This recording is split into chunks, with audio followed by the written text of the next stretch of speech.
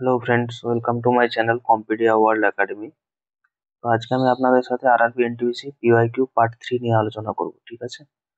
প্রথম question, in 1955 the village and small scale industries committee, মানে যেটাকে আমরা স্মল স্কেল ইন্ডাস্ট্রিজ, যেটা also called the dash, noted the possibility of using small scale industries for promoting rural development. Rural ডেভেলপমেন্টের জন্য যে small scale industries গুলো, যেগুলো গ্রামের মধ্যে গড়ে তোলা হয়েছে ইন 1955, তো সেটাকে সেটা কোন কমিটির মাধ্যমে আমরা করেছিলাম? কার্বে committee, Nehru committee, Narasimham committee, নাকি গান্ধী কমিটি? তো এখানে যে অ্যান্সারটা হবে সেটা হচ্ছে কার্বে কমিটি। আর নেহেরু কমিটি কিসের জন্য হয়েছিল? নেহেরু কমিটি হয়েছিল ডোমিনিয়ন স্ট্যাটাস, ব্রিটিশদের থেকে ছিনিয়ে নিয়েছিল ডোমিনিয়ন স্ট্যাটাসের জন্য এই কমিটি করা হয়েছিল। আর নরসিংহাম এটা হচ্ছে ব্যাংকিং রিলেটেড, ব্যাংকিং এর স্ট্রাকচার এসবের জন্য, ব্যাংকিং সিস্টেম।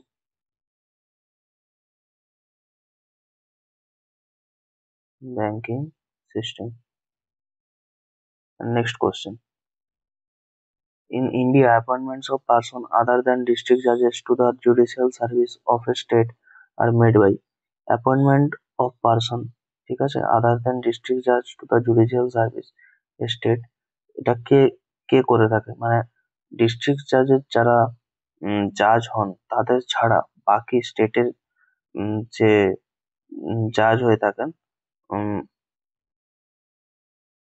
তাদের তাদেরকে কে নিয়োগ করে থাকেন? তো এখানে অ্যান্সারটা হবে গভর্নর অফ দ্য স্টেট। নিয়োগ করে থাকে। Next question, in the year dash the Paramhansa Mandali was founded in Poona, Satara and other towns of Maharashtra. এখানে অ্যান্সার 1849, 1809, 1829 নাকি 1839? তো অ্যান্সার হবে 1849। কোন কোন ব্যক্তি এই পরমহংস মন্ডলীটা গড়ে তুলেছিলেন? একজন ছিলেন দাদোবা পান্ডুরাং।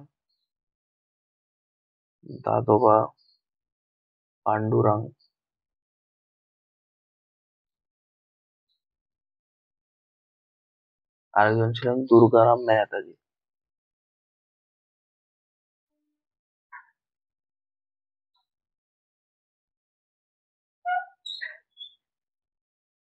এই দুজন মিলে পরমহংস মন্ডলী 1849 সালে তৈরি করেন। Next, Alkabi is a rural dance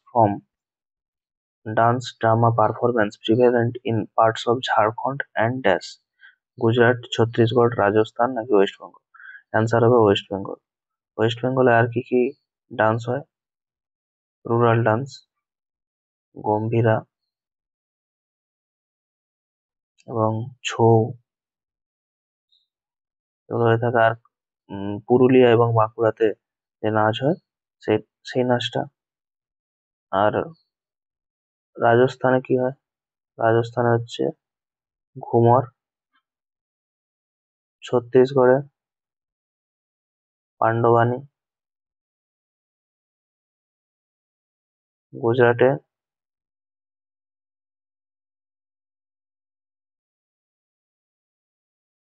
গুজরাটে গরবা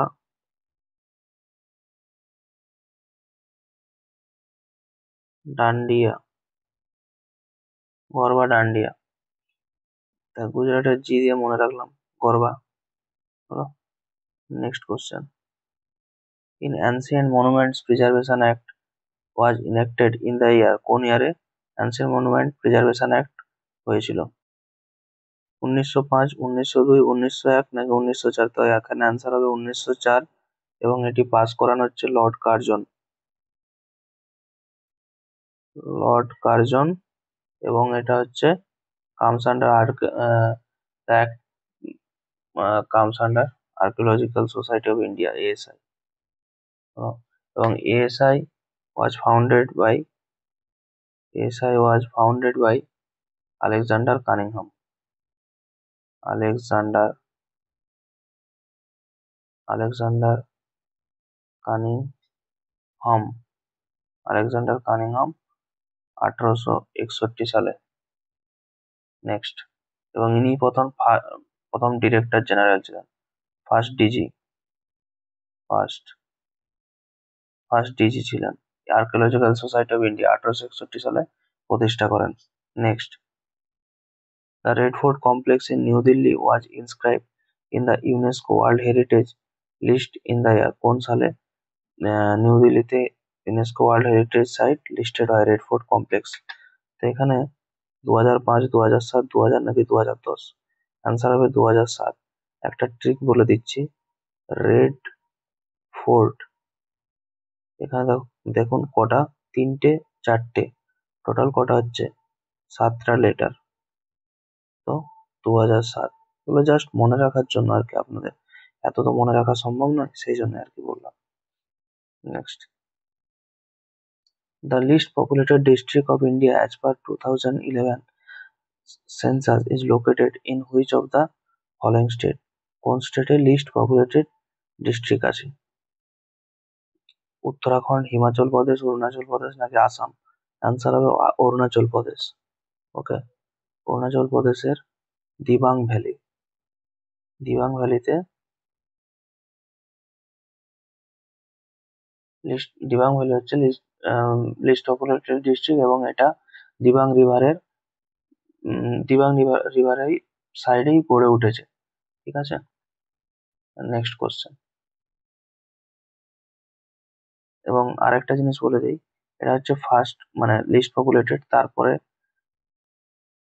সব থেকে যদি বলা হয় highest populated district, highest populated district highest populated district হচ্ছে থানে, মুম্বাইয়ের থানে। আর সেকেন্ড হাইয়েস্ট হচ্ছে নর্থ চব্বিশ পরগনা, আমাদের কলকাতার হচ্ছে নর্থ চব্বিশ Pargana. Next, which term did the farm scientist M. S. Swaminathan coin, which implies productivity improvement in perpetuity with ecological and social harm? মানে ecological and social হার্মের থেকে বাঁচার জন্য যে স্বামীনাথন যে টার্মটা কয়েন করেছিলেন, সেটার নাম কি? Forever revolution, green revolution, farm fresh revolution, evergreen revolution?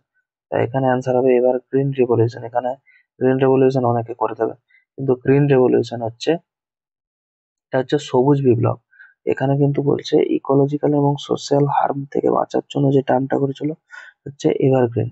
আর গ্রিন রিভলিউশন সবুজ ছিল, যেখানে মানে উদ্ভিদ বা শস্যে আমরা কতটা কি সার দেবো, কতটা দিতে হবে, সেখানে যে সার প্রয়োগ করে যে, এবং যে বিভিন্ন ধরনের চাষবাস করার জন্য যে, যেমন লাঙল থেকে ট্রাক্টর, এই ধরনের যে জিনিসপত্রগুলো, সেগুলো গ্রিন রেভলিউশনের আন্ডারে আসছে।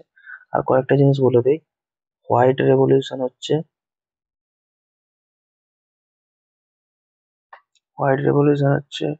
আপনার দুধ, মিল্ক। ব্ল্যাক কি আছে, এরকম অপোজিট দিয়ে মনে রাখলে সুবিধা হয়। ব্ল্যাক হচ্ছে পেট্রোলিয়াম, হোয়াইট মিল্ক, ব্ল্যাক হচ্ছে পেট্রোলিয়াম। একটা হচ্ছে ইয়েলোটা হচ্ছে সিডস, তৈলবীজ। ওকে, তৈলবীজ। আরেকটা হচ্ছে ব্লু রেভলিউশন, ব্লুটা হচ্ছে ফিশ। ব্লুটা তো সবাই পারবে, জলের রং। জল মানে জলের রং বলতে এখানে জলের যে থাকে ফিশ, সেই জন্য ব্লু রেভলিউশন। ওকে, এবার নেক্সট, পানা সংস্কৃতি seen in Andhra Pradesh, Orissa, West Bengal নাকি ঝাড়খণ্ড? পানা সংক্রান্তি দেখা যায় উড়িষ্যাতে। Next, which of the following is the shortest wavelength? Visible rays, gamma rays, infrared rays নাকি এক্স রেজ? তো সব থেকে শর্টেস্ট ওয়েভলেন্থ হচ্ছে gamma rays, shortest wavelength. But এটা ডিস্ট্রাকশন করে বেশি, মানে ডিস্ট্রাকটিভ বেশি। ওয়েভলেন্থ শর্ট, কিন্তু স্ট্রেংথ যেটা, সেটা সব থেকে কিন্তু বেশি গামা রেজের। আর এক্স রে হচ্ছে longest wavelength. Longest, X ray longest wavelength, এটা হচ্ছে shortest wavelength but high frequency, আর longest wavelength but low frequency, করা। নেক্সট, এটা হচ্ছে, এবং সব থেকে যদি বলা হয় লংগেস্ট কোনটা হবে, সব থেকে যদি বলা হয় লংগেস্ট, সেক্ষেত্রে কিন্তু radio waves.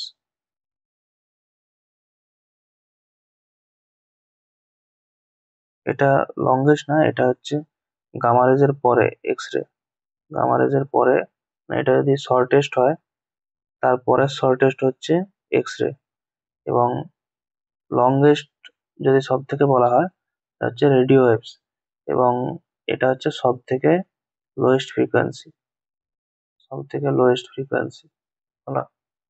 Next, who is known as the father of genetics? Robert Hooke, Charles Darwin, E P Odum, নাকি গ্রেগর মেন্ডেল? তো এখানে অ্যান্সার কি হবে? অ্যান্সার হবে গ্রেগর জোহান মেন্ডেল। তিনি কিন্তু জিনতত্ত্বের প্রবক্তা বা জেনেটিক্স, ফাদার অফ জেনেটিক্স, এবং তিনি কি করেছিলেন? মোটর গাছ নিয়ে ব্যাপক গবেষণা করেছিলেন। ওকে, নেক্সট। আচ্ছা, এখানে আরেকটা জিনিস বলে দিই, চার্লস ডারউইনের একটা বিখ্যাত বই আছে, যেটা অনেক সময় আসে, সেটা হচ্ছে অরিজিন অফ স্পিসিস,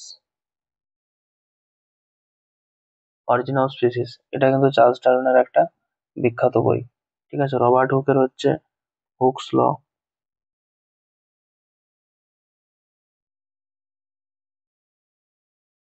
রবার্ট হুকের হচ্ছে Hooke's law. Next, the series of coalescing alluvial fanes along a mountain front is called, মানে পাহাড়ে পাহাড়ে দিকে যখন কি হয়, নদী তার স্রোতের মাধ্যমে পলিগুলোকে বহন করে নিয়ে আসে এবং একটা উম, ভূমি তৈরি করে, সেটাকে কি বলা হয়? সেটা হচ্ছে, অ্যান্সার কি হবে এখানে? অ্যান্সার হবে বাজাদা। ওকে, বাজাদা হচ্ছে শুষ্ক অঞ্চলে সাধারণ হয়ে থাকে, যেখানে আকস্মিক বন্যার ফলে প্রচুর পরিমাণে পলি জমা হয়। ঠিক আছে, বাজাদার মধ্যেই উম আপনার বিভিন্ন ধরনের হ্রদ থাকে। ঠিক আছে, next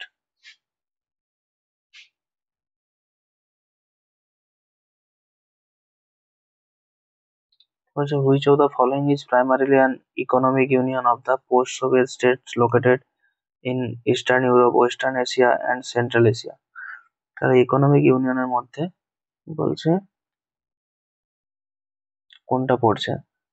আন্ডিয়ান community, European union, Eurasian economic union এবং CARICOM single market and economy.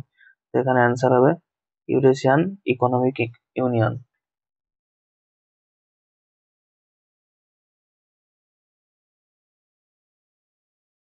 Next, Kautilya in Arthashastra has mentioned dash sources of law. Kautilya তার অর্থশাস্ত্রের 4 রকমের সোর্সেস অফ ল এর কথা তিনি উল্লেখ করেছেন। একটা হচ্ছে বেদ, একটা হচ্ছে দ্য বেদাস, একটা হচ্ছে আনভিস,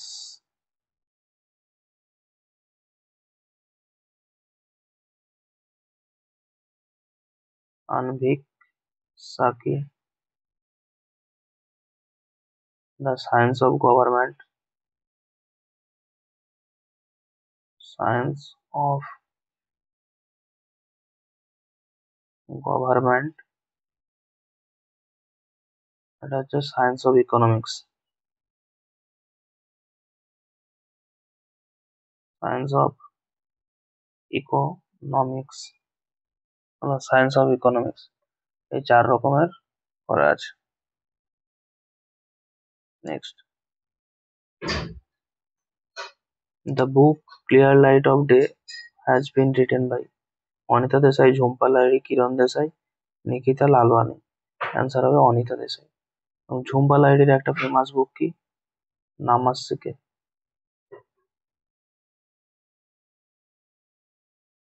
এটা নিয়ে একটা সিনেমা আছে মোহাম্মদ ইরফানের। তো এই বইটা পাবলিশড হয়েছিল 2003-এ। এবং কিরণ দেসাইয়ের একটা famous book, the inheritance of loss. Inheritance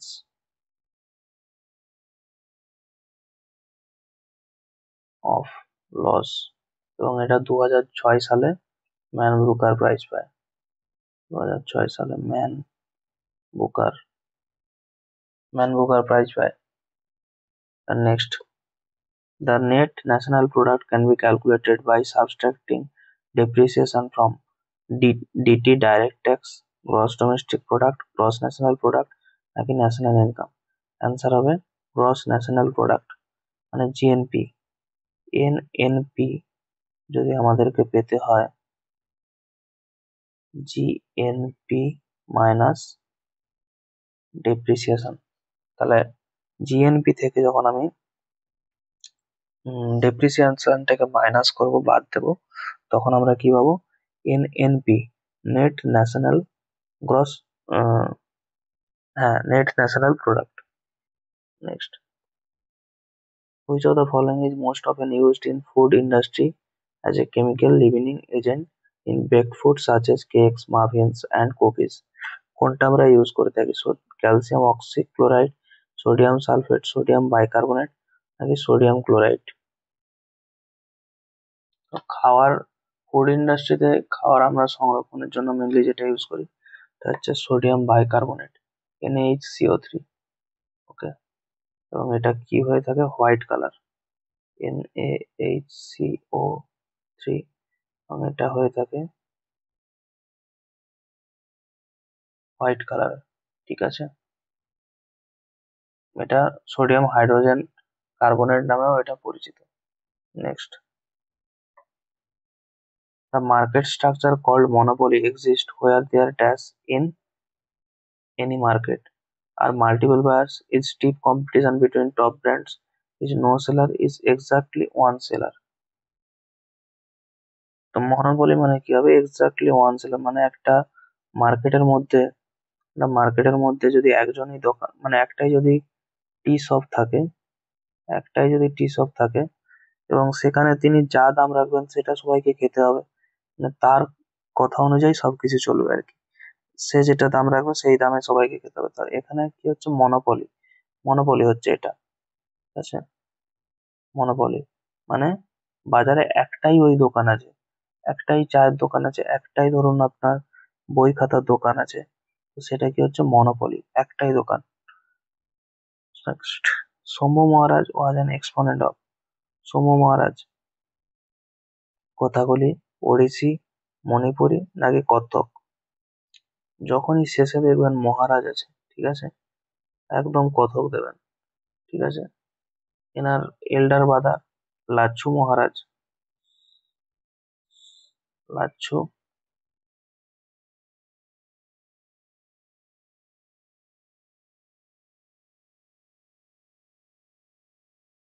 লাচ্ছু মহারাজ, তিনিও কিন্তু কত্থকেরই exponent.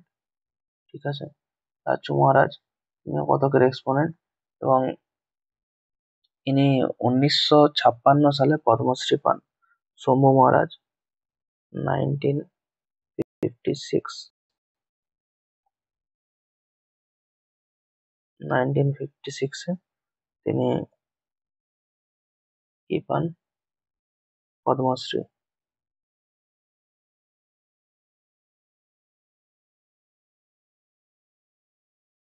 Next, which of the following elements is not included in the circular flow of income in a simple economy? Factor payments, good and services মানে পণ্য আর সেবা, depreciation মানে হচ্ছে অবচয়, আর spending মানে খরচ। ঠিক আছে, তো এখানে কোনটা হবে? এখানে অ্যান্সার হবে ডেপ্রিসিয়েশন। দেখুন, একটা ইকোনমিতে সিম্পল ইকোনমিতে আপনার কি হবে, ইনকামও হবে আবার খরচও হবে। কিন্তু যখন ডেপ্রিসিয়েশন মানে ঘাটা লেগে যায় যেটা বলা হয়, ঠিক আছে, মানে দাম কমে কমে কমে কমে কমতেই থাকে কোনো জিনিসের, তো সেটা কিন্তু সিম্পল ইকোনমির মধ্যে পড়ে না। ঠিক আছে, তো সিম্পল ইকোনমির মধ্যে ডেপ্রিসিয়েশন পড়ে না, বাকি factor payments, goods and services এবং স্পেন্ডিং, এই তিনটাই কিন্তু পড়ে। থ্যাংক ইউ, আজকে এতটাই রাখলাম, 20টা কোশ্চেন আলোচনা করে দিলাম। আবার নেক্সট ক্লাস নেক্সট আলোচনা করবো।